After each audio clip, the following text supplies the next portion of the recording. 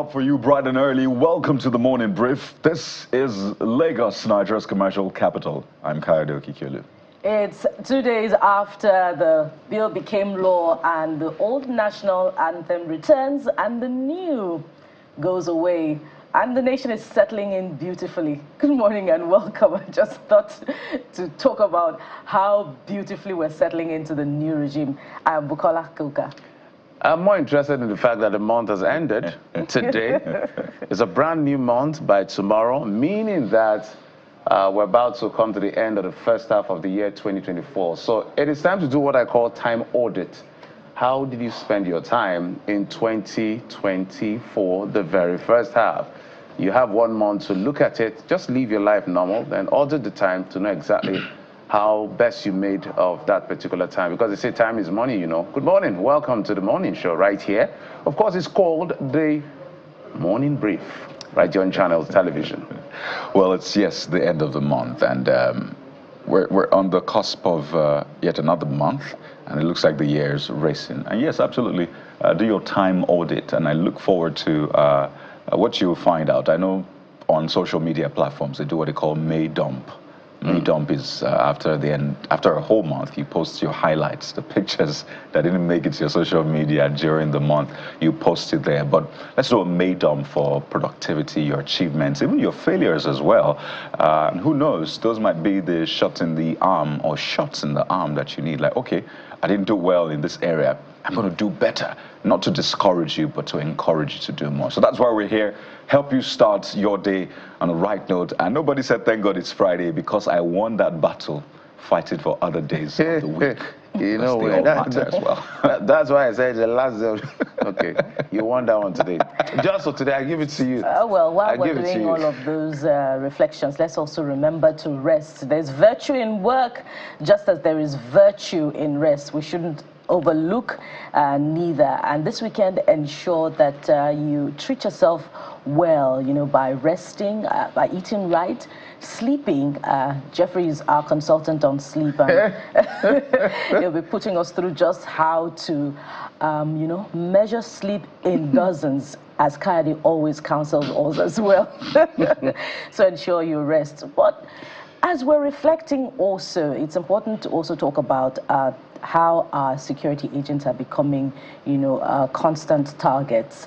And, you know, just yesterday we heard about the attack in, I believe, Abia State, where 3 security agents were killed by unknown gunmen. Of course, IPOB, well, the is indeed one of the Igbo leaders, rather, Emmanuel Iwanya, has distanced IPOP from this, and indeed the leader of the group from this.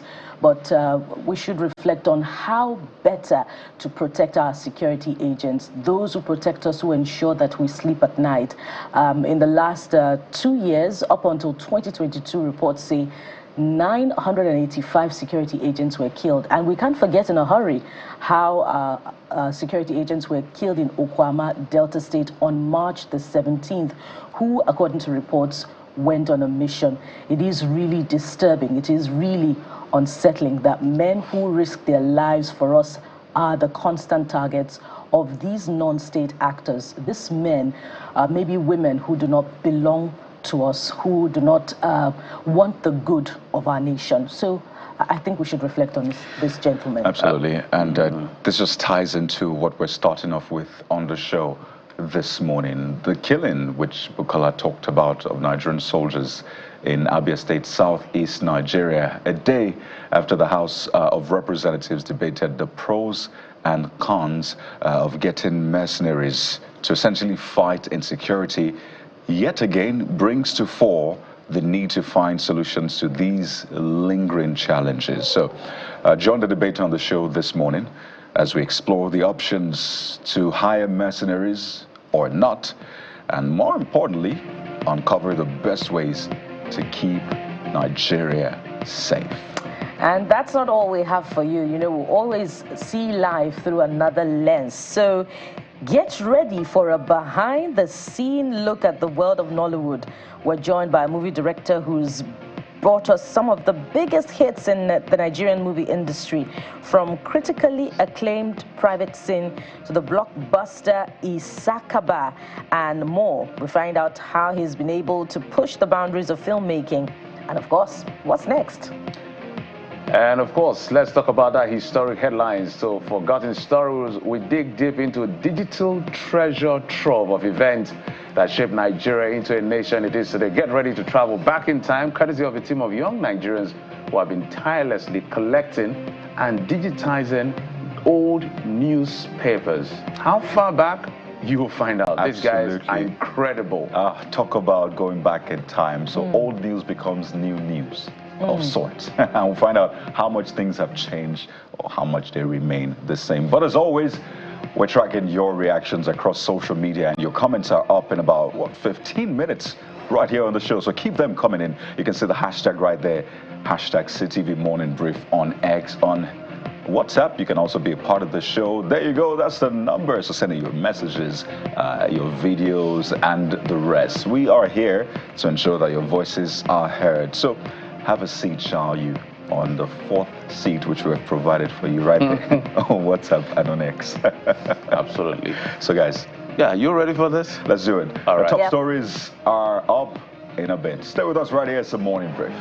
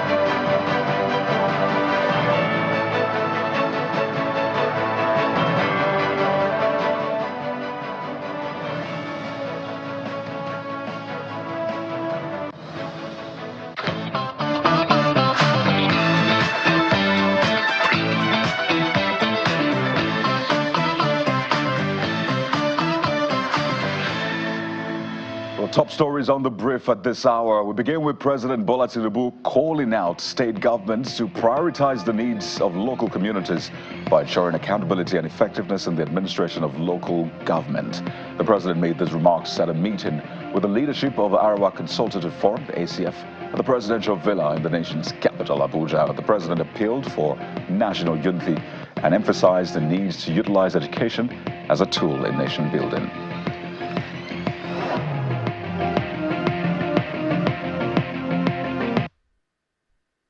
As we inaugurate this engineering infrastructure in Wuse district of Federal Capital Territory, it's just another one in the series of commitments you made to the people. As President speaking at yet another event in the nation's capital yesterday where some projects were commissioned. But speaking of the subnationals, we understand that the Supreme Court of Nigeria has ordered the 36 state governors to file their respective defense to a suit instituted against them by the federal government. Well, the FG is seeking full autonomy for the 774 local governments in the country. The court also ordered the Attorney General of the Federation, Lateef Fagbemi, to file his reply within 2 days after receipt of their defense. The Supreme Court held that filing of all processes and exchanging of some the exchange of same must be completed within the time and subsequently fixed June the 13th for hearing of the suit. So it looks like the battleground is set between the federal government and states over local government autonomy. But we turn our attention to security now. It's another sad day for the nation's military following the killing of 3 of its men in an ambush in Abia State yesterday. The gunmen, who were said to have stormed the military unit at Obikabia Junction in Ogbor Hill at about 6:45 a.m., also burned the unit as well as a patrol van parked in the unit. Although the military and police authorities are yet to confirm the attack, Channels Television gathered that some of the soldiers stationed at the unit escaped the attack by the gunmen. Early on, IPOB had declared a sit-at-home on May the 30th across the 5 southeast states to commemorate the Civil War. The latest attack on the military is coming barely 2 weeks after gunmen killed 2 soldiers in Ohafia, also in Abia State in March, and 17 soldiers were killed in an ambush in Okwama community of Delta State. Meanwhile, the chairman of the Southeast Governors Forum and the Imo State Governor, Hope Uzodimma, has condemned in strong terms the unwarranted attack on security operatives in Aba, the commercial city of Abia State, which left 3 soldiers dead under the guise of enforcing what he described as an illegal sit-at-home order. Addressing newsmen in Owerri, the Imo State capital, the governor says the development will no doubt cause a setback in the peace process being orchestrated by the governors of the Southeast and a dent on the fragile peace already achieved in the zone in recent times. While commiserating with the families of those who lost their lives, he calls on security agencies to, as a matter of urgency, fish out the perpetrators. The loss of the lives of soldiers who were on their duty posts without any provocation were attacked by men of the underworld. And I want to condemn that, and also to urge security agents to go all out and ensure that those behind that are caught and be brought to book. It's unfortunate that this happened without any reason. So innocent people who are doing their lawful duty were gunned down. And the unfortunate thing is that this is going to act as a major setback to the peace process which the governors from Southeast has been pursuing. Been talking to federal government, been talking to security agencies and other critical stakeholders on how best to resolve the problem of insecurity in the Southeast. This action of today is going to be a major setback to that process. Well, staying on that sad development, the president of Ohanaeze Ndigbo, Emmanuel Iwuanyanwu, has distanced himself and the detained leader of the indigenous people of Biafra, IPOB, Nnamdi Kanu, from the killing of soldiers in Abia State. He describes the incident as saddening, stating that Kanu was not behind the order for the sit-at-home. He appeals to President Bola Tinubu to use his political power to free Mr. Kanu.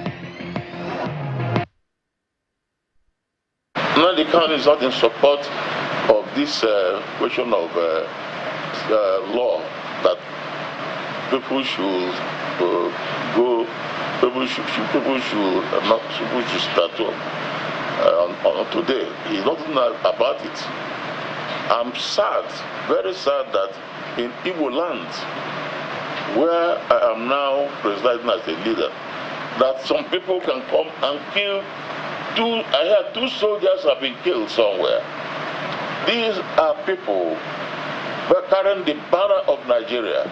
These are people who have brought out their life for us. And it is very sad. We regard it as a criminal matter. Igbos are not happy about it, and we are very sad about it. Nnamdi Kanu is not happy about it.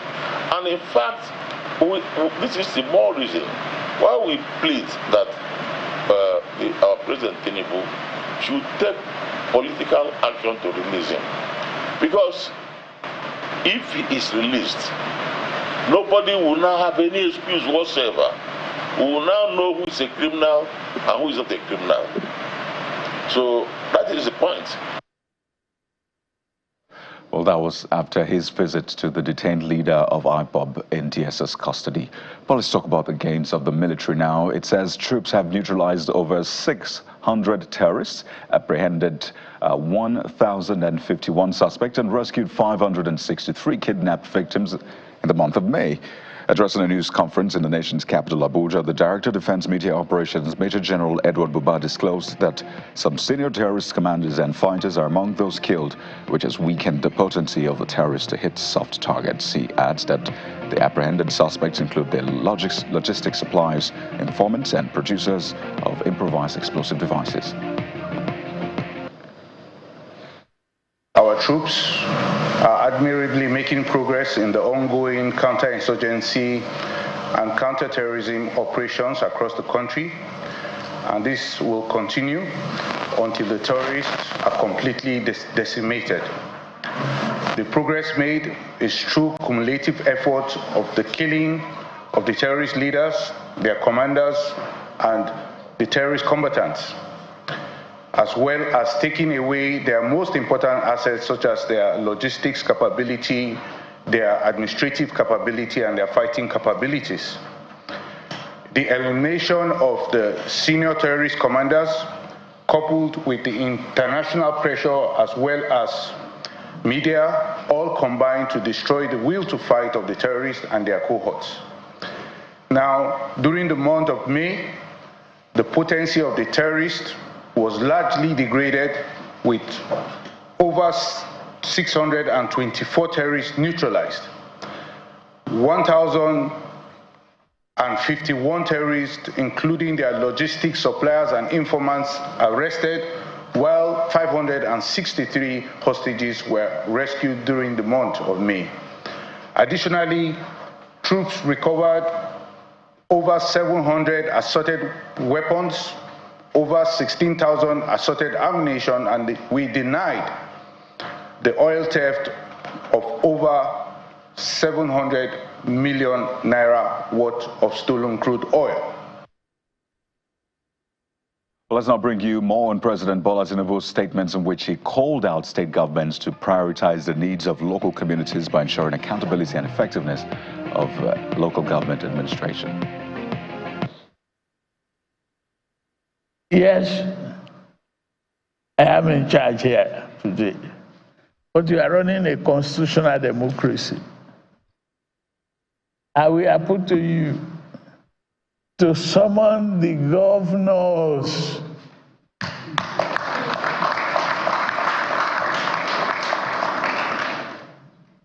Summon them, call them up. I'm doing my best to improve the revenue of the country and giving them their due. But they must equally be sympathetic to the populace, and they must consider the need of the local people. People reside in the local government.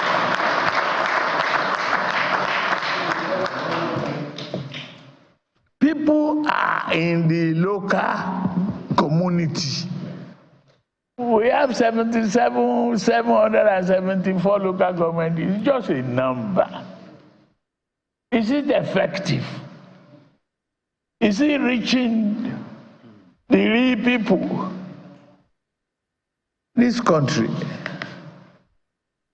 reflected our diversity. As long as we are together, And we have to be together.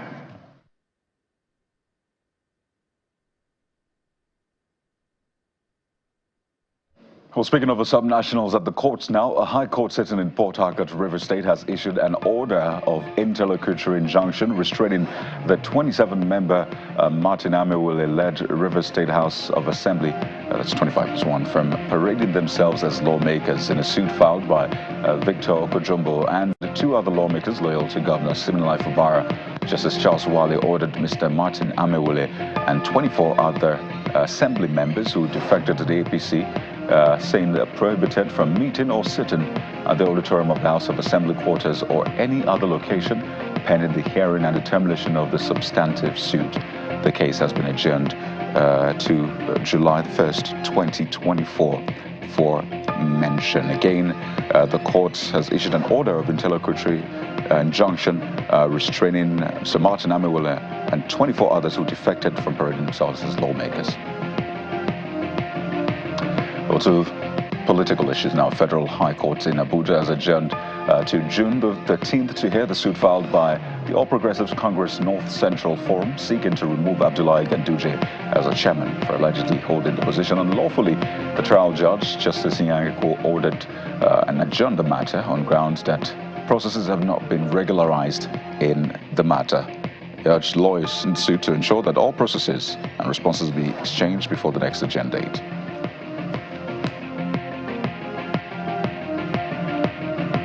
Well, let's talk sports now. Football's world governing body FIFA has warned players that they are willing to go on strike if the football governing body continues to overwork them.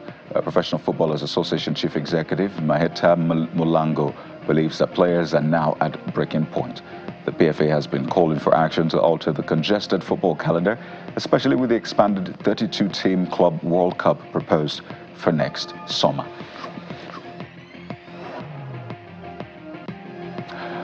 And to one of the biggest stories making the rounds globally now, Donald Trump has become the first U.S. president to be convicted of a crime on Thursday when a New York jury found him guilty of falsifying documents to cover up a payment to silence a porn star ahead of the 2016 election. Well, after 2 days of deliberation, the 12-member jury pronounced Mr. Trump guilty on all 34 counts he faced. He watched the jurors dispassionately as they were polled to confirm the unanimous verdict. He faces a maximum sentence of 4 years in prison, though others convicted of that crime often receive shorter sentences, fines, or probation. Incarceration will, however, not prevent him from campaigning or taking office if he were to win.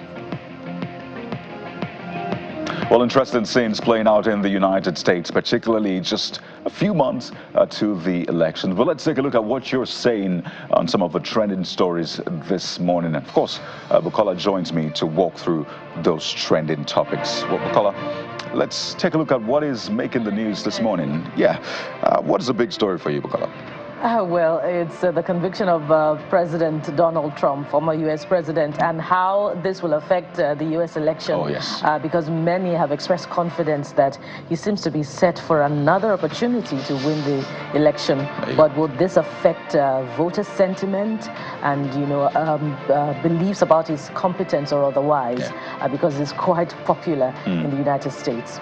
Well, big one, absolutely. Polls were conducted before this particular verdict, but we'll see what will come up after that. They had put up a hypothetical sin that he was convicted, and he still had some overwhelming support, but if that will change, we will see. But let's begin with the major talking points that you have, of course, been putting word out on. And the first one, Bukola, is from George Popsy, and Nigerians are talking about, first of all, about, among many things, the attack in a Kaduna market where, according to the locals, many people were killed. But police have said that perhaps it's just 1 or 2 persons that died. But George Popsy is the first person talking this morning, and he says, who are these people always attacking? Where do they come from? Where are our security outfits? What are they doing? Big questions, there, right? Well, Okegwe Ann is the next one saying, when is this going to stop? Why are we not serious about this insecurity? State policing is needed, and needed urgently. We cannot continue like this, the user says. And Ark, Jude, James, and Taugu, quite a number of names there. He says, God, please heal our land. Well, amen to that. Let humans stop killing humans. Let's live in peace amongst ourselves. Let Nigeria unite. Give us good leaders that mean well for all Nigerians. A prayer there that we all need, but we must also do the work. Oh yes, absolutely. There was a scene of a collapsed building yet again in Lagos State, Nigeria, and what people say, this is one too many naturally, and this is what you have to say about that. At that point, some people were trapped, but thankfully it didn't end with fatalities. And this user, Ikena 1862, says, this is horrific. The truth is that more buildings will continue to collapse in Nigeria, especially the existing structures. Nigeria is one of the few places where people do the opposite and pray to God to make the right thing happen. Ends by saying, pay professionals to build your structures. Well, this one is from Adewale, who says, those houses in Lagos Island continue to fall because residential buildings were converted to commercial ones. Houses that should ordinarily carry people now have warehouses and other businesses in the building. Sadly, I doubt that the government can correct the issues in the area.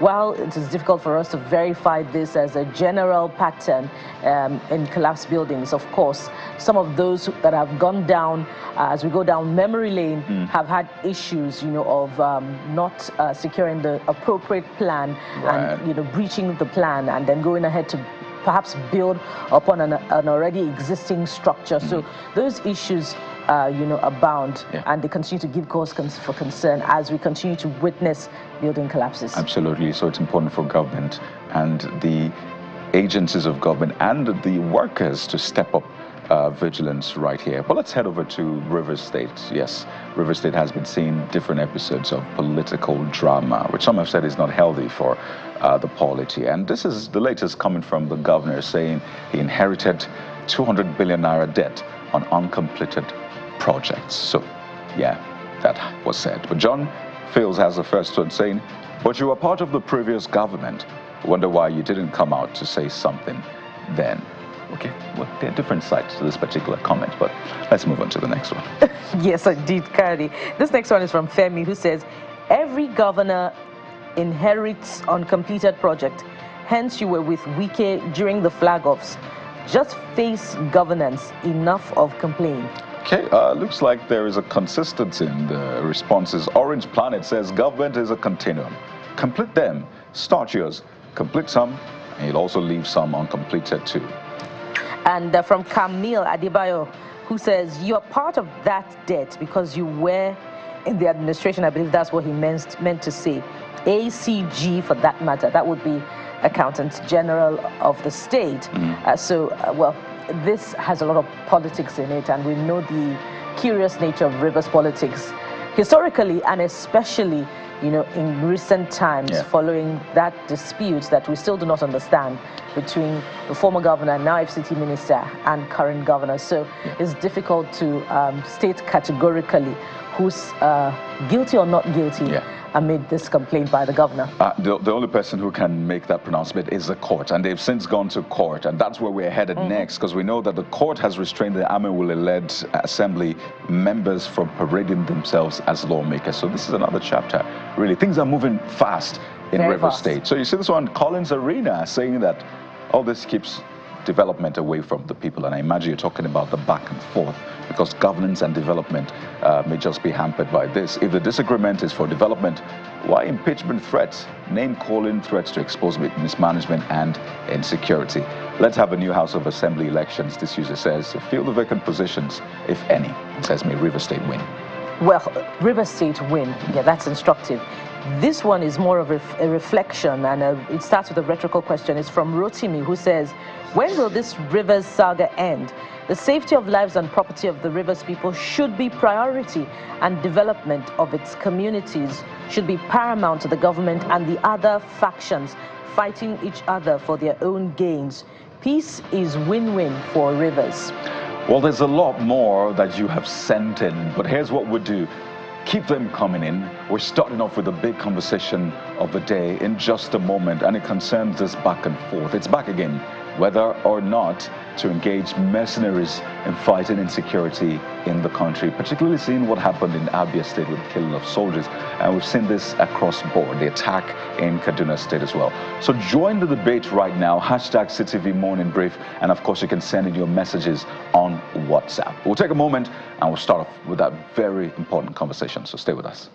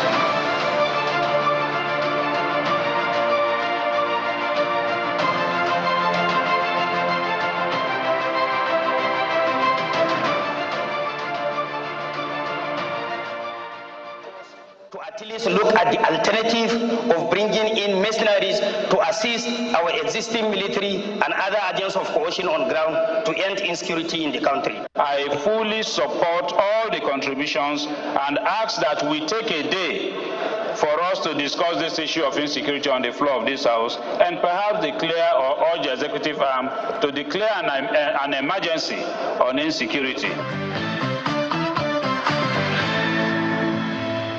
Nigeria's security challenges are multifaceted, depending on where you're looking, in the north and in the south. There are issues of insurgency, there are issues of agitations, and other issues of criminality across board. Sometimes it feels like the security agencies are overwhelmed when we look at the numbers, and even the security agencies themselves becoming casualties. So that's why that question was raised yesterday on the floor of the House whether Nigeria needs mercenaries to support its security agencies. Of course, the House was divided for and against, and that's the reason we're bringing that conversation this morning to the show.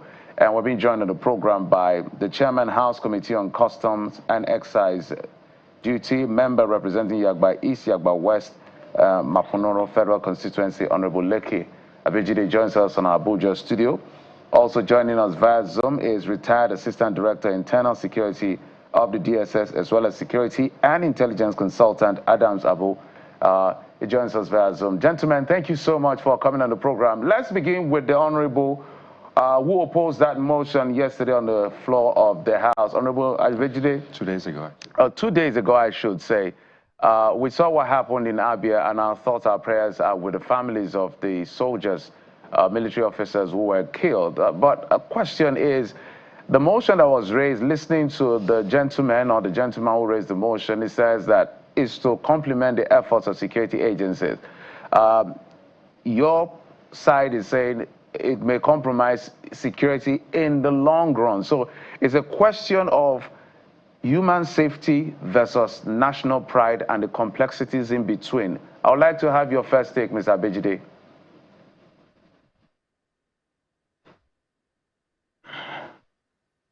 Honorable Abejide, that question is for you.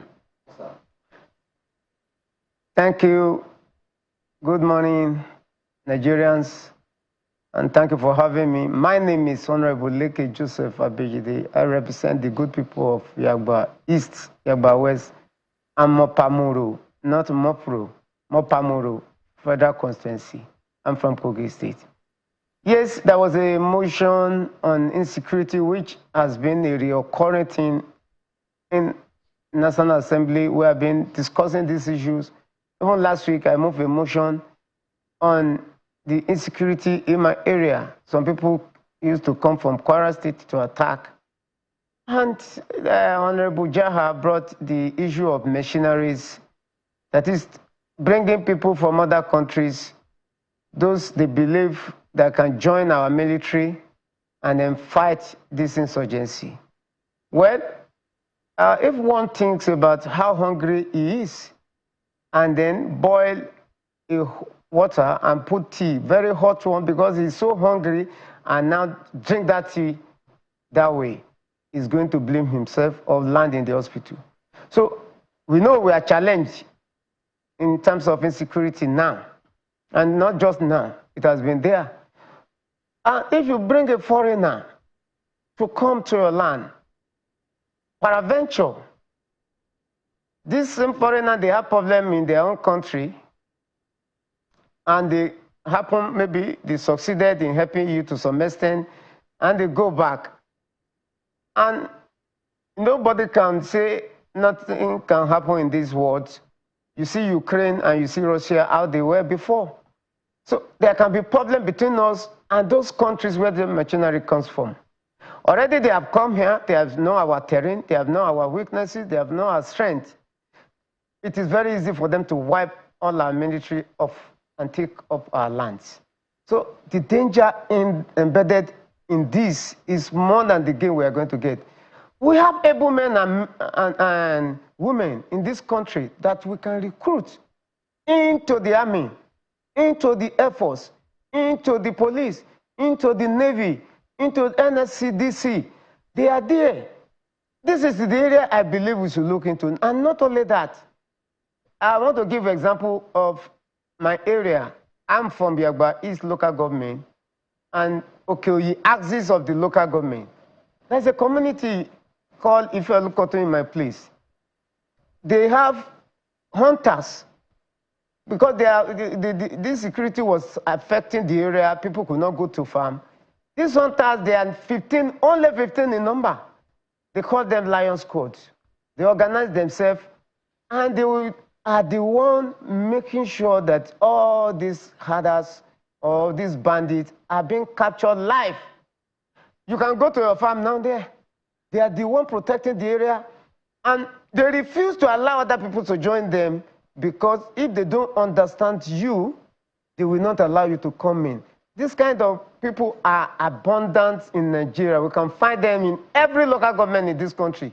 If the local government is being given what is due to them, I believe local government chairmen can protect their territory. Don't want to deceive you. I want to tell you the truth today. As long as local government refuse to function, forget it. This insecurity will continue to be there. We can, instead of bringing foreigners, we have them around us. Even the hunters alone, who can go into the forest. Conventional policeman cannot go into the forest. He can only work within the city, within the communities. But hunters know every terrain in the bush, in the forest. All right, these are the people we need, and they can be done through the local government. If I'm about to, let's get the thoughts of Mr. Abu. Mr. Abu, apparently, Honorable Abijide is not in support. For him, national pride, we can source local content to be able to solve our problem. What's your perspective on this issue of mercenaries? Oh, thank you very much for the opportunity this morning.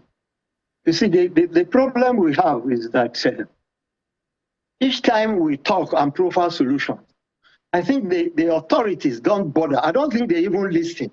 Because if they listen, we wouldn't have been here talking about looking for, foreign mercenaries to come and help us. We have read across the world what some of these mercenaries did to their hosts. And don't even forget that some past administrations tried, to try them even before they left. And certainly it did not work out well. But let me even comment.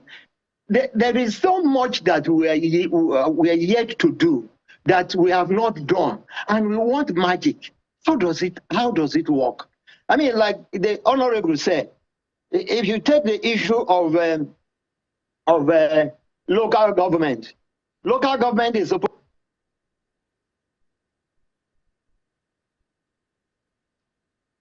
Well, it looks like, we have been talking so much about this, what do you call it? I'm sorry about this. Oh my God. It's okay, Mr. Abu. We'll just try and allow you to resolve that. We'll come back to you in a moment. Looks like there's some glitch right there with the connection. But let me go back to Honorable while Mr. Abu resolves that. And here's what people who support hiring mercenaries have said time and again. They referred to, for example, the Jonathan administration, how eventually people realized that we had employed the use of mercenaries in fighting insecurity at that time. And it was said that there were lots of gains recorded up until the end of that administration. That's on the one hand. Some other people will tell you, even the mere fact that you have hunters and the rest, it's a sort of mercenary because they are not the proper security agencies, right? They don't belong to the military, the police, and the rest. So that is some sort of mercenaries in place, right? I think you call them the Lion Squad. Some other people have given the example of the U.S. having private military contractors. About 1.5 of the deployment to Iraq and the rest, there were private military contractors. And I mean, it's been said that that helps to improve the effectiveness of their deployment and the war which the country was prosecuting at that time. So 3 reasons, at least, that have been given. 1, the Jonathan administration, the current use of hunters described as mercenaries, and even the U.S., which from time to time politicians say, be like the U.S. anyway. Honorable, what do you think? Yeah, thank you. I had the question, but the last part of your question I didn't hear. You are talking about Jonathan administration. If you listen to me on the floor, I said we need to even investigate. If you look at it very well, before Jonathan came in, this level of insecurity was not so high like this. So we need to trace the roots. Don't forget, these machineries, when they are in need at their place of abode, they can create more insecurity for them to be invited again. So me, I'm suspecting even bringing them in the first place was a mistake. So now you can see that after they left, you can see the problem, exploded at a geometric progression. People, during Jonathan, don't forget, that was when the Chibok girls were abducted. For the first time, we have that kind of large numbers. And the mercenaries came and left, and the problem increased. If you call the local hunters, if it is local hunter they are referring to as mercenary, good and fine. Let me even tell you, the current governor of Kogi State now has recruited 50 hunters per local government. And they are training them now. And how much is he going to pay them? I think 40,000 per hunter per month. So, which is something we can manage. And this is not too much for any local government to handle. If we do it very well, these people, they are capable of helping our military, of helping our police, of helping our NSCDC, of helping our DSS to curtail this menace that we are facing today. To me, that is the only way to go. In fact, it's another form of employment for our people. It will reduce a lot of unemployment. So many families who are depending on this hunters now, they have something to rely on. So they will even be more happy to do this work than when you bring somebody from another country. It's just like you are leaving your sovereignty to somebody else, to another country, to come and take. Then you are no more a sovereign nation by bringing somebody from abroad to come and fight your war. And this is not even a war. It's not a real war. It's called asymmetric war. You don't know your enemy. Some of them live within the people. They are within the people. And that is why you see it's very difficult to fight. But if we bring our locals, we know, like in my own community now, I know everybody, I know every family, I know what they can do. So they will know if there are foreigners living within them. Let me give you an example. I live in Kano for a long time, for about 30 years. I was in Kano. In 2012, this insurgency came to Kano. If you discover now, you will say now Kano is relatively peaceful. And then when the people of Kano, because their nature is commerce, their main focus is commerce. When they discover that if they allow this thing to continue, then Kano is finished. On their own, they were the one capturing these Boko Haram people. They knew where they were staying. So, and they want, if you give any house or you rent house to them, because they can pay any amount of millions to rent your house, more than somebody within. If you give house to them and they discover that you are the one they give, they will go after you, make sure you are hacked down, and then they will level them inside the house. So, and that is how they disappear from Kano. So the local people understand the terrain. And when you bring a foreigner, when the foreigner even comes here, they will even destroy so many communities because they will not know who is who. Yes, again, yes, indeed, Honorable Abejide, that concern about national pride and indeed confidence in our own capabilities to tackle insecurity.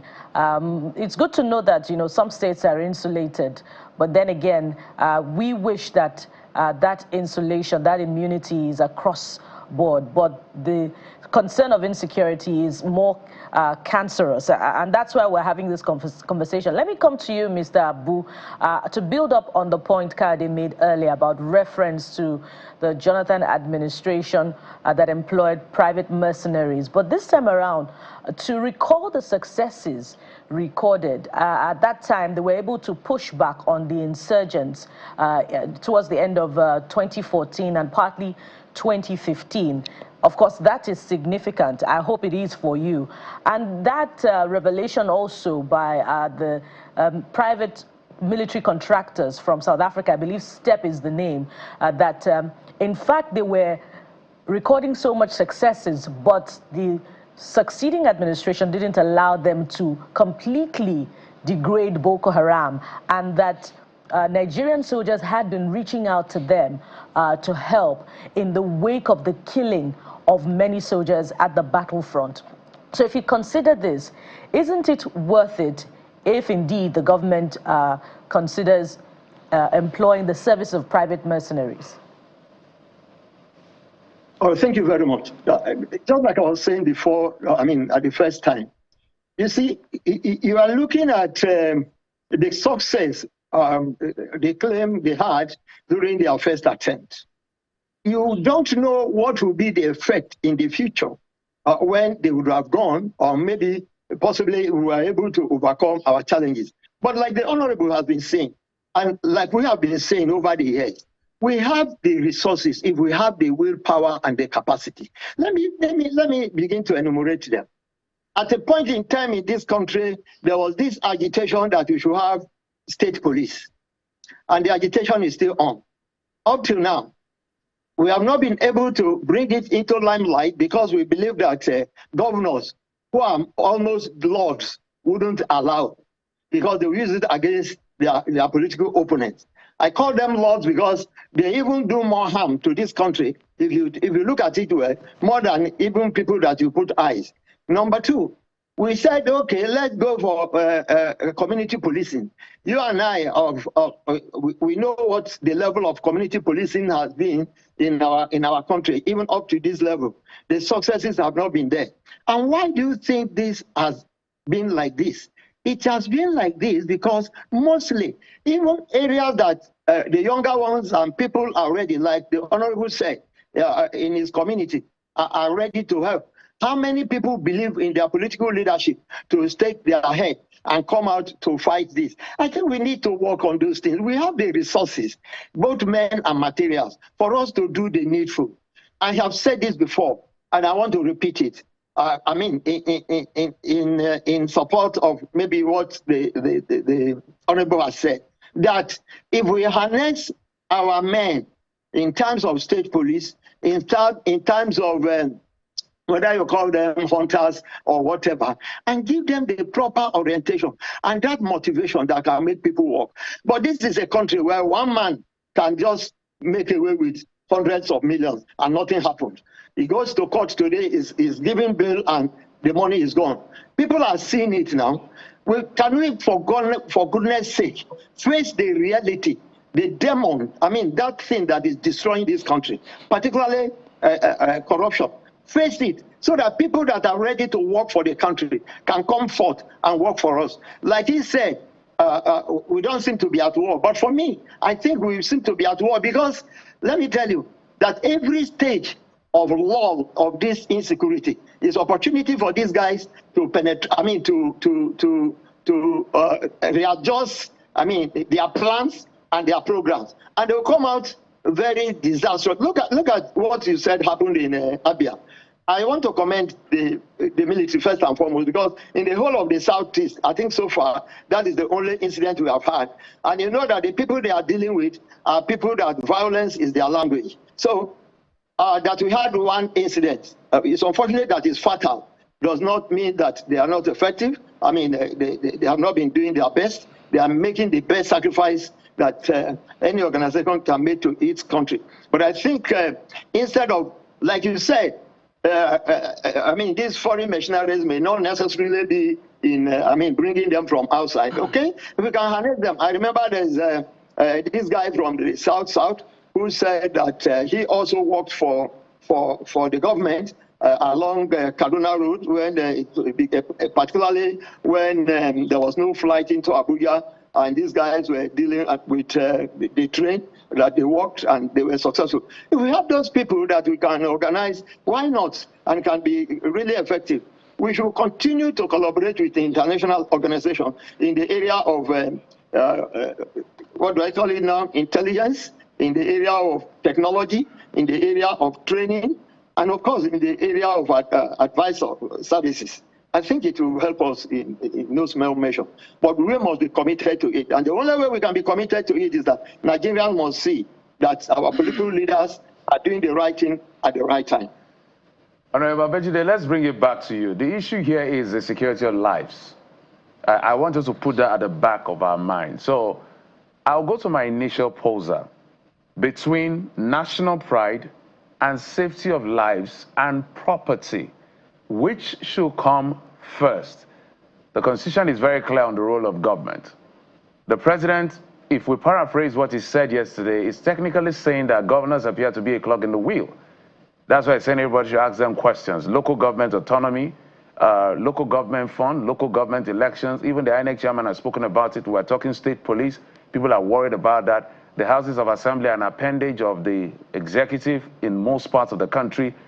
So it's like a convolution of so many things. So But at the end of the day, we're seeing people dying every other day. In fact, a security tracker said under former President Muhammadu Buhari, 22 people die every day, violent attacks and fatality. And if you look at those numbers today, people are still dying. So the most important part of the conversation is that people are being killed in innocent people. So should we be talking national pride, or we should be talking human safety?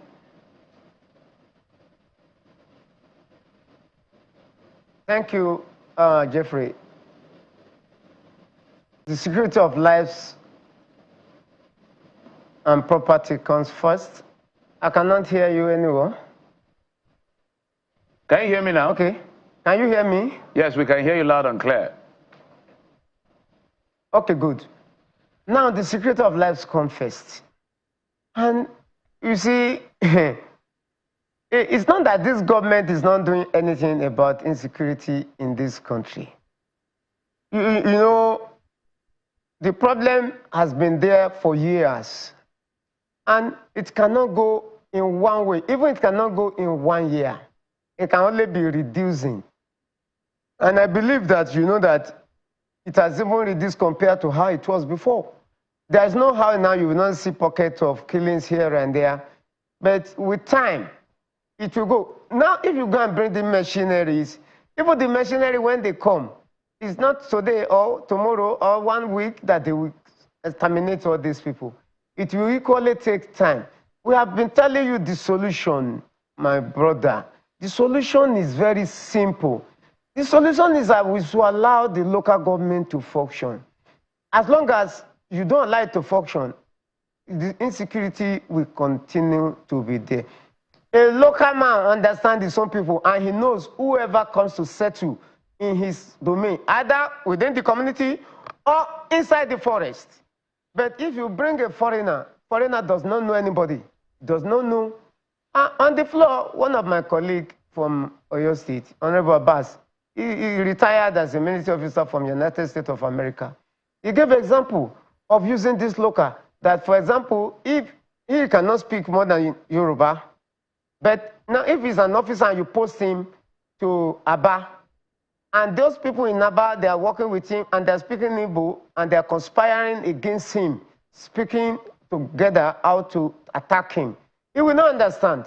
So that is how we need the locals, we need the local government, people at the local level to handle this matter, not bringing a foreigner. And the danger, I'm telling you, Honorable Abejide, my apologies, Honorable Abejide, my apologies, which is why my narrative was when what is going on between the governors and the local government administration, as well as the starting of state police and the inefficiency we've seen, you're pushing it back to places we're already complaining about. So where do we go from here? I want to appeal. I want to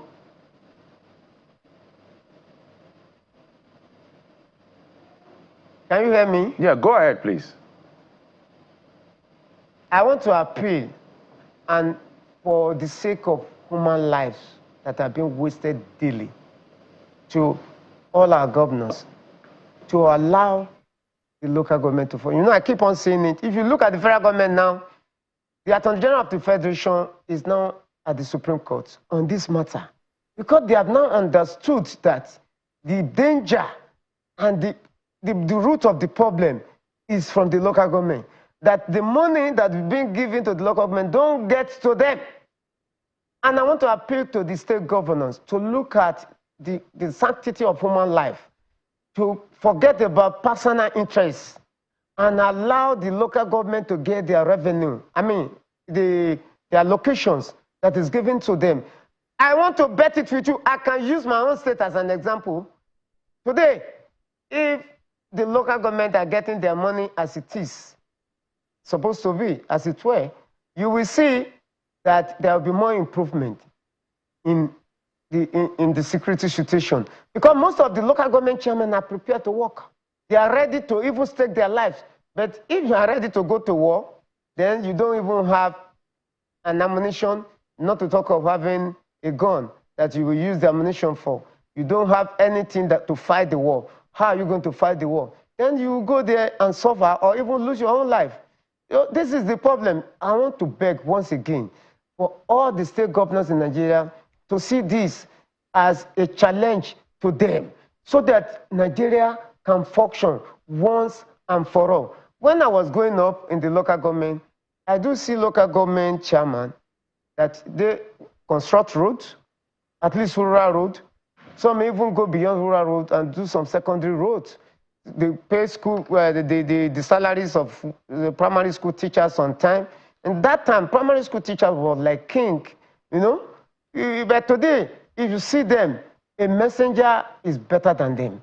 This is the problem we are facing in this country. Unless this is done, forget it. I listened to the former president of the Senate, Senator Ahmed Lawan. I need to comment now. Just 1 second, just 1 second. Okay, quickly, so we can bring him, Mr. Senator Ahmed Lawan was talking about 2 weeks ago.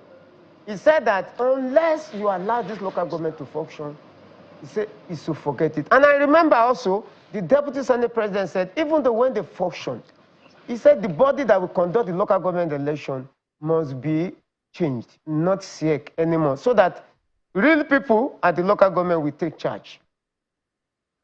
Well, there you go. Let me bring in Mr. Abu now. And it's funny how the conversation has gone into empowering local governments, which is a very valid point. Absolutely. I think there might be some consensus around that. We'll see what's playing out at the Supreme Court.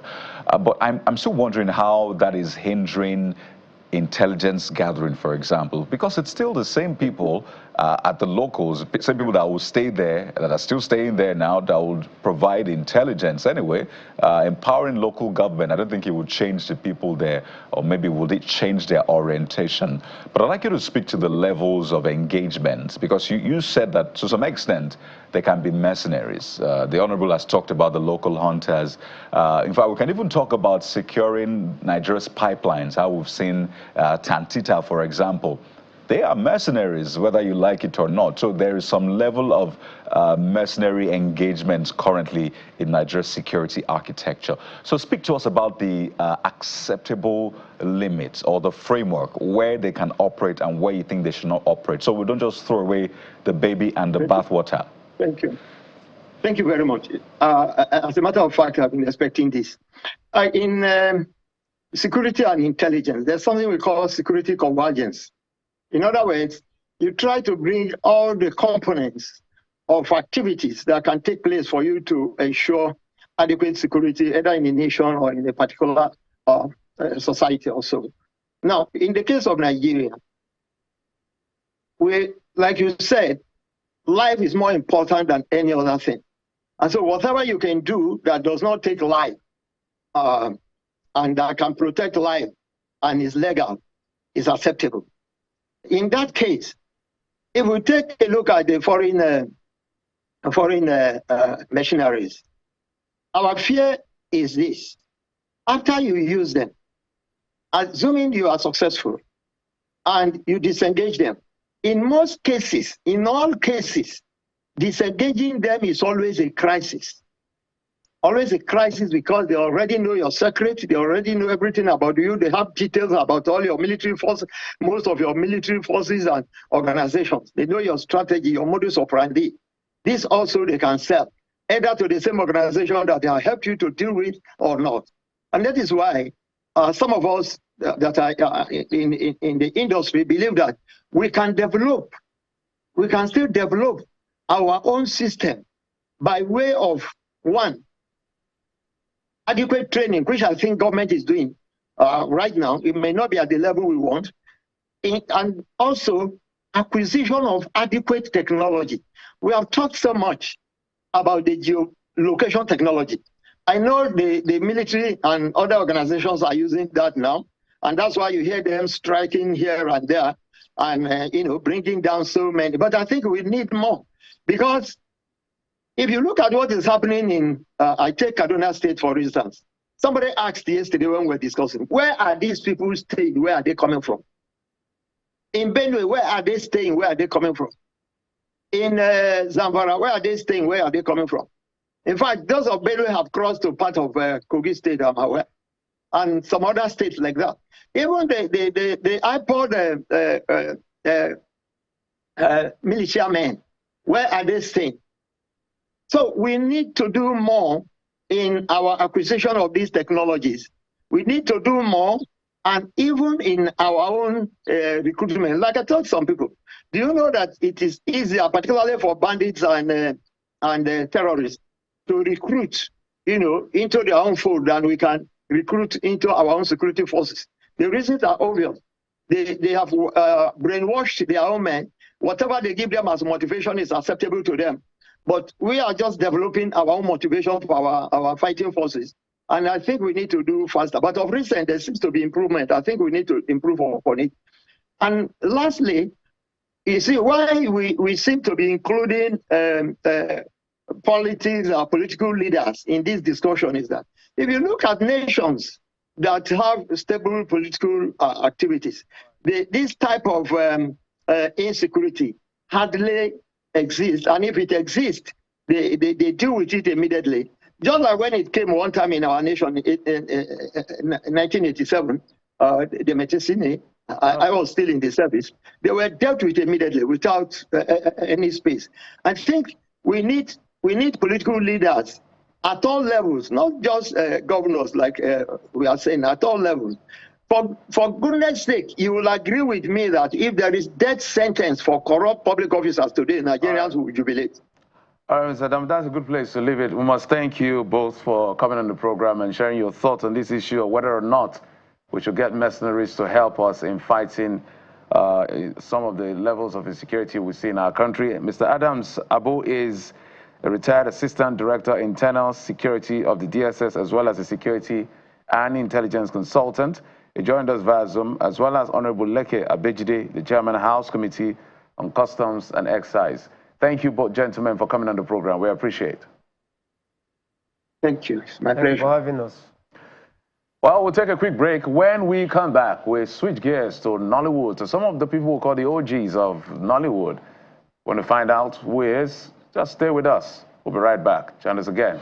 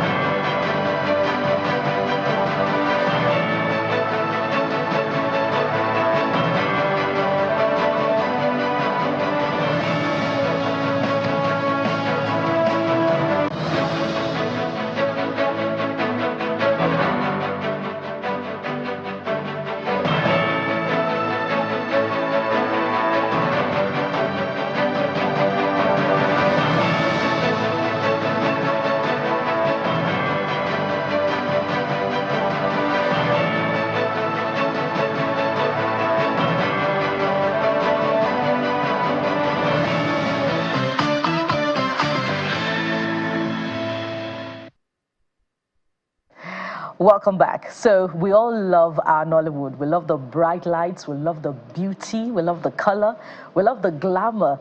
And in fact, when we watch some of those movies, sometimes we cry, sometimes we laugh, and sometimes we reflect. But there are some forces, I believe, who are behind the scene, who put all of those together and make you marvel. Ladies and gentlemen, let's celebrate one of our legends, movie director, script writer, culture ambassador. I could go on and on.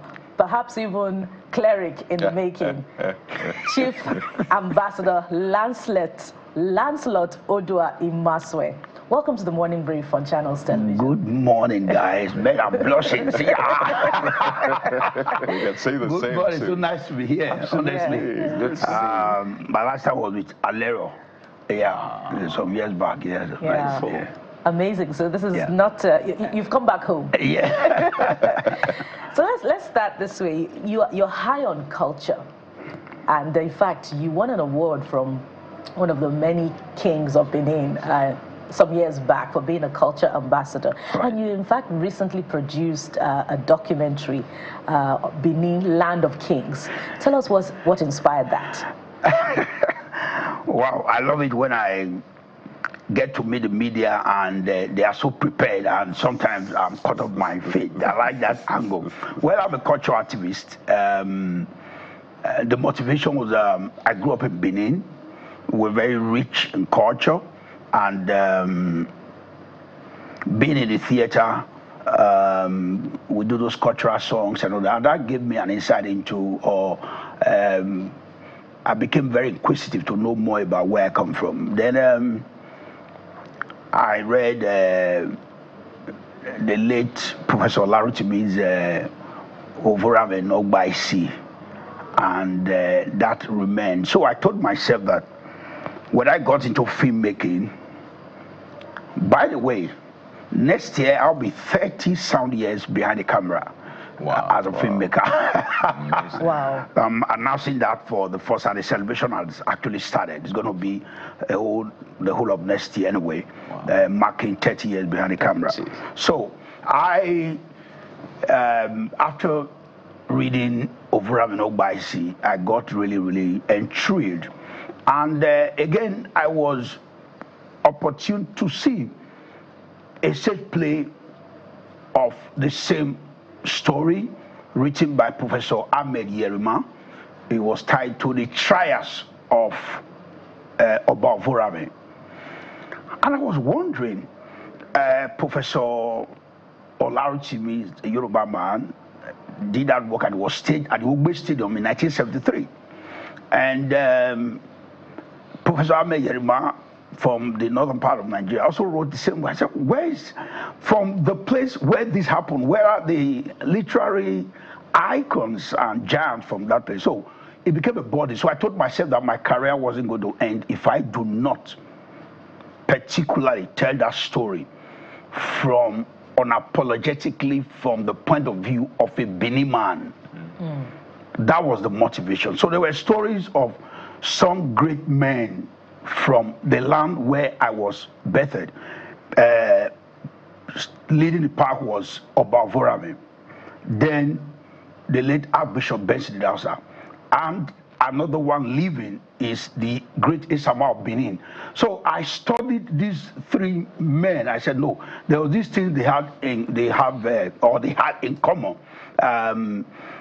In business and philanthropism, you talk about the Isama of Benin, Sir Gabriel Ibedion. Then from culture and holding on to belief, you look at the trial, the travails of Oba Overame. Then religion, particularly, Benin was adjudged the city of blood, place where people are very angry and they are vociferous and very forceful. From there, and their cultural leaning, from there came the biggest evangelist Africa had ever seen to date. So this was how I looked at these three great giants from that place. I said I was going to make a movie on both of them from our perspective. So the leading the pack was about Overame, and graciously we got funding from Senator Desi Danjuma in 2012. And starting from 2010, by 2014, Overame Nogbaisi was Invasion 1897 was ready. And that brought a lot of spotlight on who is this guy, who is this guy, who is this guy. And for the first time, we had another narrative from our perspective on that issue. And I think that's important to tell our own stories. Yes. Absolutely. And it's quite interesting because I was just watching the trailer for Invasion 1897. I've not had the honor of watching the movie just yet. But I'm going to ask you now, because there's a lot of history, not just behind your work, but behind even what you do. Right. Not the movies you do, yes, but there's also the history of where you started from, how you became a household name. In fact, if people want to say that someone is lying now, they'll say directed by, or if they try to say that this is fictional, they'll say directed by, and they'll put your name, and I'm sure you've heard that before. So, absolutely great work you've done, but which will be your most favorite, or let me say, just favorite movie that you've done? For some of us, we know them. We know the one that ran. Which one? I'm putting on the spot. Which one? It's always a difficult question to answer because God has been gracious to me in my career, done a lot of blockbusters, a lot. But I'm not going to forget the work that brought me to national and international limelight. That was 1997, the movie titled Yesterday, which was on culture, on female genital mutilation.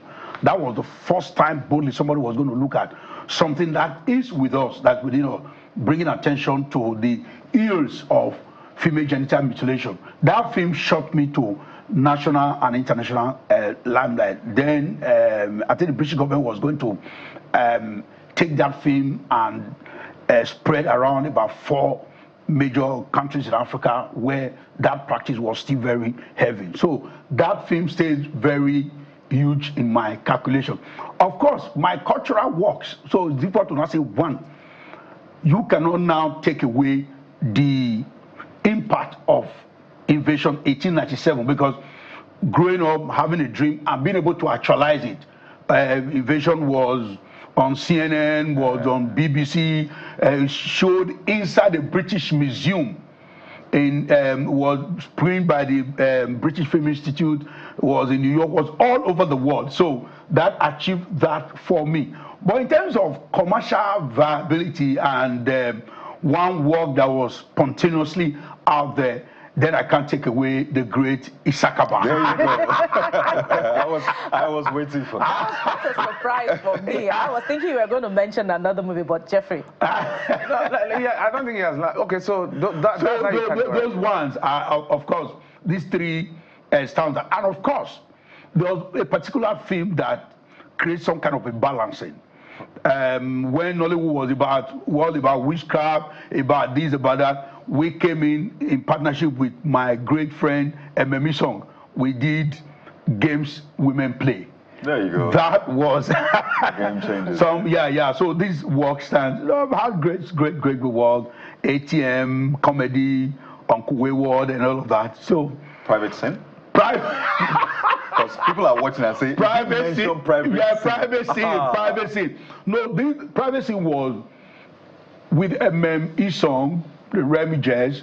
We did about 16, 18 movies that were then top notch.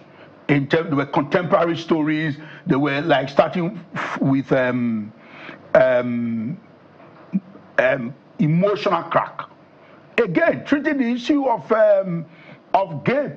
Yeah, as at that time, we were bold enough to drop such work. So, private scene, emotional crack, games women play behind closed doors were a pack of serious contemporary work written by Ememi Song and directed by Joseph Shelley. It's quite interesting. That's why we call you the OG. How you compartmentalize what you consider zenith of your career. Right. You didn't just box it in one thing, commercial. Or you look at culture, you look at commercialization, and all of that. But we look back at old Nollywood. There's some sort of a new Nollywood. Now, what will this new technology that we're seeing all over the place, which Kyle is very passionate about, by the way, AI. I'm sure you're aware of what AI is doing around the world. Of course. And it has its own pros and cons. And given your rich history in terms of filmmaking, you'll be 30 years next year as a filmmaker. How much of that do we need to really bring to life, reimagine our epics for today's audience? Because we have a lot of stories that we've not told. That's where we are going. That's where we are going to right now. When we did, in the Nigerian filmmaking industry, the word epic was then bastardized, where people just wear some raffia, run around in the bush, and say it's an epic film. So we also try to correct that then, being that we're coming from a theater background and understand some of the theories that should go with such. But critically telling stories that have been is one area we've not really touched. So producing Invasion 1897 was one leading that path. Before then was Adesuwa, which was an actual story set in 1752 AD, the Edos and the Obulukus. I just read a reaction from an indigene trying to say, no, that's not how it happened. That makes it more robust. You say your own, I say my own. So the importance of us actually going back to tell some stories, because the truth politically, and let me also say here that we shouldn't also always be brought in to discuss filmmaking and art. We are also part of the larger Nigerian audience, and we are political animals too, and we have a say. One of your colleagues was on the show how many months ago? Yes, as far as he was running for governor. Yeah, the Nigerian political space concern. Yeah. That's where the epic movies comes in. When I made Adesuwa, I was looking at the issue of greed. Has that left us? It's still the reason why we are where we are today. It has not left us.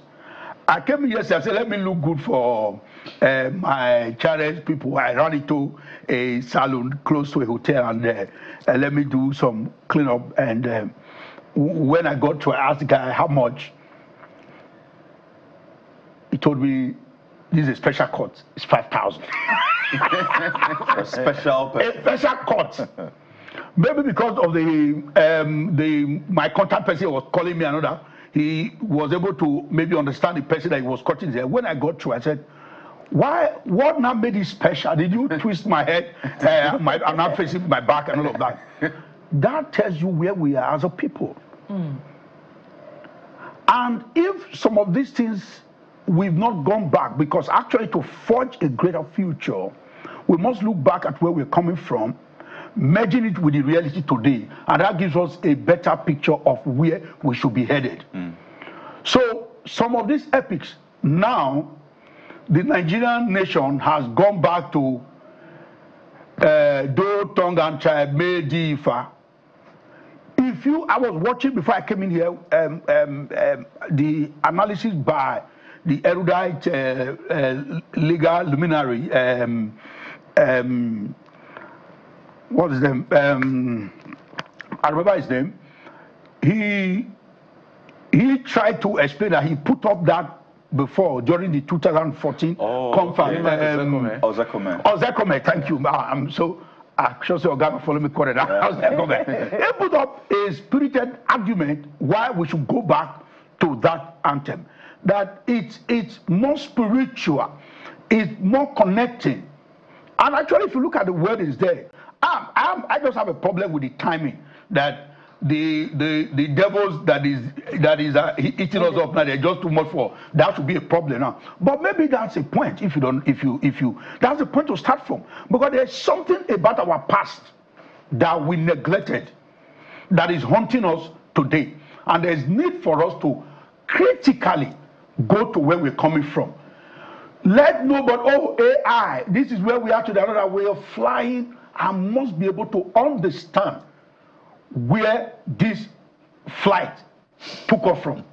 If it was 40, because before you move a flight from the ground, you see these guys, they go to check, they check the tires, they check if they don't do those checks, I'm sure it will be very dangerous flying. So I subscribe to us making the works of our great nationalists. It's not been documented filmically. Today, people don't read. But when I put it in the movies, they will watch. When we did in Sakaba 23 years ago, the same security challenge we are having today was what motivated the coming of those guys. Today, what are we saying?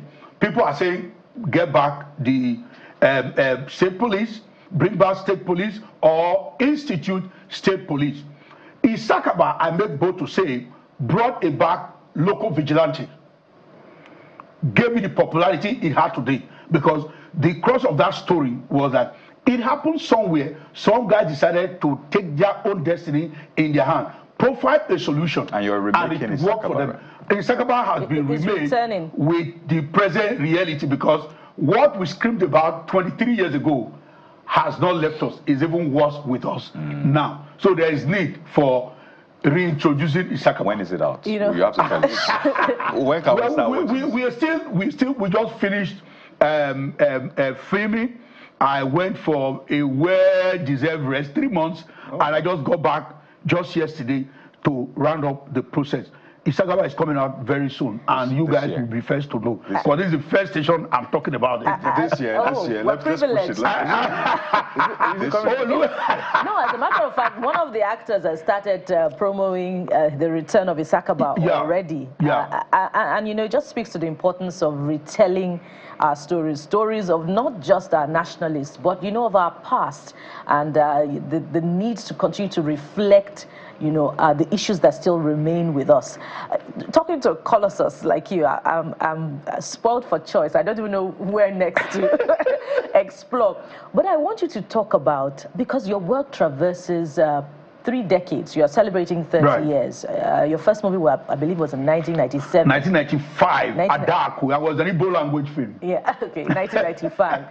And now, some young Nigerians are moving to curate Nollywood's history, you know, from the days of VHS, Betacam, to CD, DVD, and, you know, what we have now. What's the potential there for revenue generation for Nollywood? Right. The times we are now, everybody, like I have always advocated that every time you get a call, oh, I want to be an actor. Oh, I want to be an actor. I want to be when I speak to, I have a film school, the Benin Film Academy. When we're training young people now, we're telling them the movie making business is very diverse. There's a whole lot. The theoreticals of Nollywood, it's, of course, next year I'm releasing 4 books. 4 books? 4 books. There is a lot of collections on my works and several other areas. You cannot take away the importance of documenting some of these transitions in book form. Documentaries, those areas that, like your first question, I made Benin the land of kings. And with the success of that work, I want to do a whole lot of culturally relevant works. We want to look at child naming ceremonies. We want to look at marriage ceremonies. We want to look at a whole lot of cultural things that should be protected. And the academics, using the instrumentality of the academics, will work. And that also brings about the romance, the needed romance between town and gown as it affects the Nigerian film industry. So Benin University Okada, they are doing that because I'm affiliated to them running the Benin Film Academy. We also instituted the International Student Film Festival. All these are deliberate. The next one is holding from 16th to 19th of September at the University of Port Harcourt. This is a festival that will be moving from campus to campus. And this idea is to get these young ones, to expose them to other areas of filmmaking and give them a platform to jumpstart their career. I need to quickly come in here. We can go on and on with you, going about the history of Nollywood and what the future holds. We're glad to hear that Isakaba is coming soon, and I'm sure a lot of people are excited about that. But 2 things I want to quickly raise with you. On the one hand, how do you handle criticisms? For example, the Invasion movie. A lot of people said, oh, the visual effects didn't quite look like the Hollywood that they are used to, and the rest. I don't know if you've seen comments like that. So how, as a creative, do you handle some of those criticisms? Because there's a lot of work that goes on behind the scenes. That's on the one hand. On the second hand, I saw a video of a lady who was in tears and she was like, you said something to an actor, by the way, I don't know if you've seen that movie, it was an interview on Galaxy, that you said some words to her, and that brought her down, and it brings about the toxicity that some people have talked about in Nollywood in terms of the actors, how they are treated, the welfare. Some even say that they go as far as being sexually harassed. It's a two-edged sword, but these are issues that you have to deal with on a daily basis. How do you speak to that? Criticism is, I'll say this. Criticism was one thing that built me as a filmmaker. I'm always very particular about what some person is going to say. And I tell friends, when they commend my work, so that was a great job, they just added a bigger responsibility to me. So when next I'm on set, I'm bothered about, I hope I'll be able to sustain the positive appraisal I got from so and so person. That's one. You also look at how people say, oh, this was not good enough. This was not good enough. We are making a Sakaba return, and there's a huge burden of, even the actors, because we got back almost everybody that was there 23 years ago. Everybody, but I hope we were able to, we did our best. Let me tell you some truth. There is no work of art that will be completely 100% perfect. No matter how great it is, no matter how beautiful it is, somebody must find something that he or she doesn't like. But yours is that you do the best that you can and leave the rest to God, as I would say. That's one.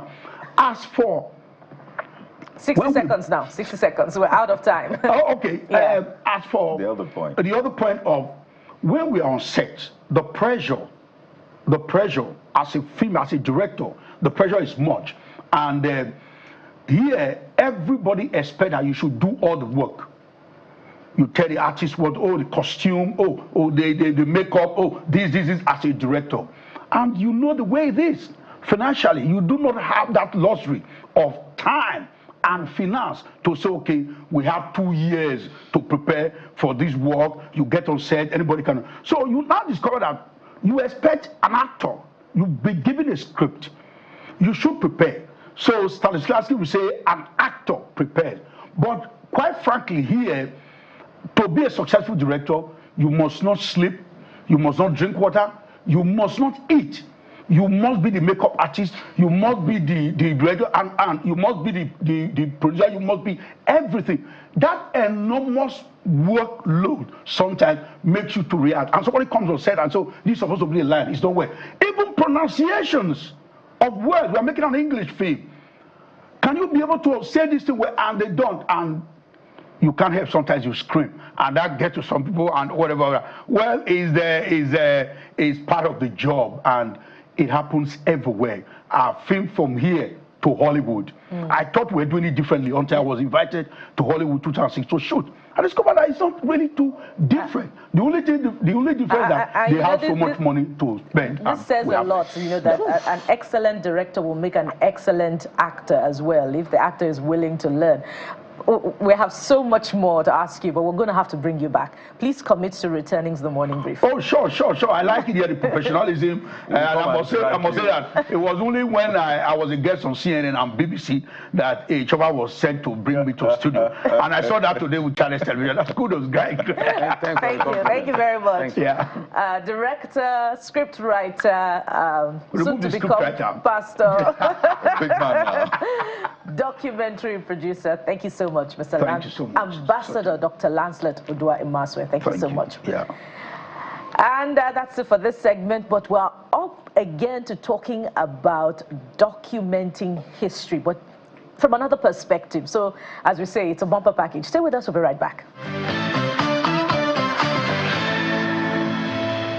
So you're used to newspaper headline review, you know, review current stories, current front pages, but today we're going back in time. So we're making the old new. I mean, since we brought back the old national anthem, how about we bring back the old newspapers? And there's a young man together with his team. They're essentially preserving our history. You know how they say it's important to know where you're coming from and to be very aware of it. This morning, we're joined on the show by Fuad Lawal. He's the executive director, Archiving. That's how to pronounce it. Fuad, good morning. Welcome to the morning brief. Good morning. How is How market? Yeah, how market, yeah. It's funny, I ask people how market all the time and they always laugh. Because, yeah, it has a ring to it. Yeah, but like everyone is selling something, eh? Yeah, right? And you are selling something too. It turns out. So let's get right into it. Yeah. Archiving is doing something revolutionary. Because I know how many times as journalists, you want to go back in time and say, what happened on this day about this issue? And then you really don't find as much. You have to go to, you know, the libraries, you have to do the hard copy search. But you're doing something revolutionary. You're archiving Nigeria's old newspapers, essentially. Yeah. And I want us to just start with the demo, because a lot of this conversation will happen on the pages of the screen. So first, let's do this day on a random date, maybe in the year 2000, for example. Yeah. And take a look at what you've been able to do. Then we'll walk through the work and then some other stories. So what do you have for us today, Fuad? Okay. So today's news from 2000, it's a PM News headline: impeachment, reps plot against Obasanjo. The context here is that like Nigeria has returned to democracy for just about a year. Yeah. So a standard thing that happens when teams and systems are getting set up is there's a forming stage and there's a storming where everybody's trying to figure out the chemistry and everything. So one of the things that was very, very big in the zeitgeist at the time, the political zeitgeist, was just like Obasanjo trying to like provide some stability across like the entire political like sphere. So I think it must have been against some. There was also some skepticism. Remember, Obasanjo was was in the military, and like. Obasanjo came into the power of, you can say to a large extent, the efforts of the pro-democracy movement. That, I mean, he was mostly in prison, so he was not actively like participating in those things from prison, understandably. But yeah, I think it was generally a very interesting time. Interestingly for me, as a kid, there's a chance that I probably had a copy of this newspaper, because my daily commute was Ojuelegba to Ikorodu. And so on the way back, my brother and I would buy the PM newspaper. I take the metro section, he just takes sports. What kind of children were you buying newspaper? That's very unusual. What's going on? My brother was like 10 years older and he was already in his sports phase. Right. But I was obsessed with like man stabs neighbor stories as a kid. Doesn't say anything about my character. But yeah. You know what I see there, guys? Or you can't pay minimum wage. That's where we're at right now. Kind of, you're in the spirit. Not specifically on your state. You know, it's supposed to point that you made generally. earlier about how things change or how they remain the same. Exactly. That's where we are right now. Yeah. The recurring message that every newspaper or most newspapers feeds back at us is the more things change, the more they stay the same. It's also quite frankly largely like why it's important. There's a cyclical nature of just time where you see like people get to a point of desperation, and because of that point of desperation, they back certain types of leaders or make certain types of choices, right? And like context helps us to even attempt to even say, you know what, maybe we should try to stay away from these types of choices and stay into better ones, right? We see how like even like in more advanced economies, like understanding how the stock markets have performed over the past decades is a good indication of like is useful in like trying to predict what can happen in markets. But the fundamental thing is even beyond like politics, it's like all like knowledge as a society of any society is built on like contextual information, like what has happened before. I'm building on top of that. And if you do not have anything that you can like any body of context, you're basically like floating in presence. Okay, one question I wanted to ask you, since you're archiving, does it hit you that when you go back in history, some names have been consistent? They never go away. Oh yeah, like Obasanjo, Muhammadu Buhari, Ibrahim Badamasi Babangida, T.Y. Danjuma. These are maybe the frontliners. But you have other people. Some people didn't even know. Some people did not know David Mark was in the military as well. Some people did not know that. There are people that are governors now. There were deputy governors then. How does it hit you as a young person that come on, when will the guys leave the scene for the younger people? So it gives even the smallest and slightest things so much meaning. For example, Morocco was a very, very big part of, like, it's a very big part of my own family's, like, myth, for example, or like origin story. My grandfather built a house in old Morocco, right? And the governor of Lagos, Raji Rasaki, right? Then? Yes, at the time, in early 90s, like the mass demolition of what was Morocco. Yeah.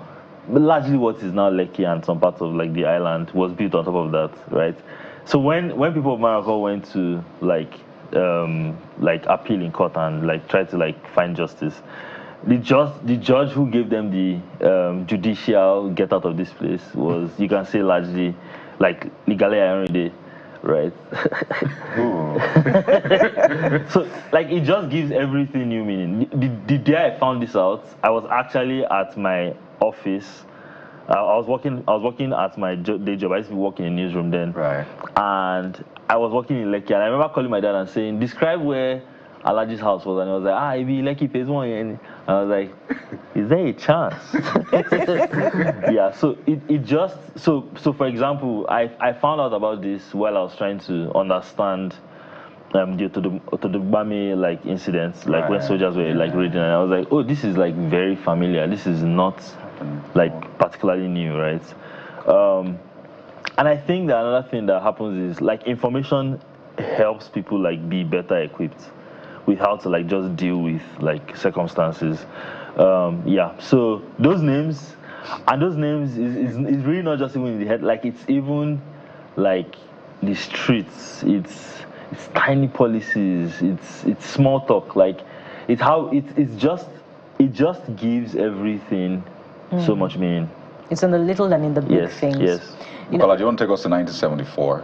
Because we have a couple more clippings. Let's go to 1974, and while we're going there, it may also be important for us to ask you the quantum of work. We're going to 1974, we're waiting for it. Yeah, that's a Nigerian magazine. There you go. The quantum of work that went into you putting together all of these clippings and creating this website. Okay, so first of all, it is ongoing work. We've, like, by our estimates, if we performed at our best capacity, right, we will still be scanning newspapers at least 6 years from now. Wow. Right. What's the target? 5 million pages. Just for context, AI can help. It does help, but like it really requires human effort to stand, open a press, scan. So let me give you context, right? In October last year, we went live with about 50,000 pages, right? Across 2 decades, so a little over 4,000 days. And like it was exciting. Yes, it's exciting. 50,000 pages that people could not our math is that it will take you about 5 hours to find. It take you about 5 hours to find a newspaper. So you make a commitment to leave your house. You go to the library, probably go through traffic. You now check through hundreds of pages to find what you're looking for, right? And our question is, can we reduce that to like 5 minutes or 5 seconds with like this entire effort? So we went live with 50,000 pages, and while that was exciting, internally for us, that's only like 1% progress. 1%. Yes. of all the work that needs to get done. Because we're trying to get as many of the pages as possible. From politics to. I saw Ogunde there, and the Ogunde we interviewed, the son, literally a carbon copy of his father, literally. One of the things I wanted to find out as we begin to look at the pages as much as it's produced for us. Okay, this is what now? Where is this? So this is I think this is the president. Yeah. The nation's economy in Reign. What year is What year is this? This looks like the. I think it's early 80s. Yes. So it's funny. I know it's early 80s because of article. I can. There's an article picture bottom right. Oh, really? Come on. What's going on? A flash from the past. Yeah. I know you have. We have quite a number, at least choosing from them. So Hour in the That's News. Hour in the News. If they can just hold that, there's a headline that we saw there. If they can hold it. Okay, so News Watch. So News Watch. So here's the thing. There are papers that are currently accessible, right? Okay. So like largely PM News. There's some The Republic. The Republic is now defunct. So News Watch. While we are still like in the process of figuring out how to like make these papers accessible, right? A lot of the time we go to the libraries, we see papers, we like the headlines, we just take photos. An example is like this News Watch, right? For example, and News Watch is such a prolific magazine in the sense that Deligiwa, very interesting character, right? Worked at the New York Times, came to Nigeria, worked with local press, and then decided like, I'm going to go and start a magazine and start this magazine. And it's very interesting because like one of the most junior people in the newsroom when he was setting up, Delelo JJ went on to start Sotri for Next. And Next went on to produce the crop, right? So it does put things into like context, right? And I see the front page of the News Watch. Right there saying Third Republic begins. Now, at that point when they were starting the Third Republic, it was like, oh, we're there now. This is going to be the final one. Little did they know that there was going to be a Fourth Republic, which we are in right now. It's so interesting. I remember now a very, very specific December 30 front page. I think it was Concord. December 30, 1983. It was a story about the new budget. It was called the budget of rededication. So it turns out that we always name our budgets. Maybe so dramatic. Not like Olympic. Like the Cross River governor. So and like Shagari did not know that they were going to about to kick him out. Like, what was the budget called? Budget of rededication. Okay. So the thing about Shagari's government, which I find very interesting, is that he had some of the brightest minds. But the corruption was. So bright mind does not necessarily equate to transparency. It does. It turns out that the only thing that leads to transparency is strong accountability systems. I'm curious as to how people have been engaging, particularly when you rolled out, because the beauty is that you can actually search. You can search for keywords. It's not just a day. You can search, for example, Tinubu in 1993, and you can maybe get something. You can search for Obasanjo, search for Abacha Babangida, and you bring out pages that reflect that. So how's been the response, and what have people been searching for? Okay, so I'll give you a sense of like how the engine works. So think of it this way: there are 50,000 pages, right? If you open your phone camera, there is you hover over like the cup that says channels, it will recognize the text and say channels. So that technology is called like OCR, right? Okay. And we basically just apply it at scale. Beautiful. Across 50,000 pages. So that's roughly 25 million words, right? And so when you are searching, you're searching for the words that have already been extracted from the paper. Now, when you get results like Google search, right? Except this time it's not like links, it's like a gallery of images. And then when you click one of them, what it does is that there's a summary on each page. It's a summary of what's in the page, and it's just tags, right? That one is mostly driven by AI. So we used a bunch. We used Meta's Llama, used OpenAI's APIs for that. But what that helps us do is that what it would have taken man hours, like thousands of hours of focused work to do, we're able to just like do it in like seconds, overnight, right? Because like it's already like cached and saved. But yeah, so like what were they searching for? I'm curious. Oh yeah, what people were searching for. So we went live in October last year, right? And in the first like 2 or 3 days, one of the leading searches was Tinubu certificate. It was quite stressful, I must admit. People were searching for their names. So we find that people are looking for, and it also informs how we are thinking about like improving the experience. One of the things we always search for is they were born. Right. What happened to the day I was born? Yes. So, what happened in the news? The day I was born. People search for the day they were born. People search for their family names. Someone found an obituary, 100-year remembrance. The family name is Animation. She found a 100-year remembrance ad that was placed in PM News in 1995.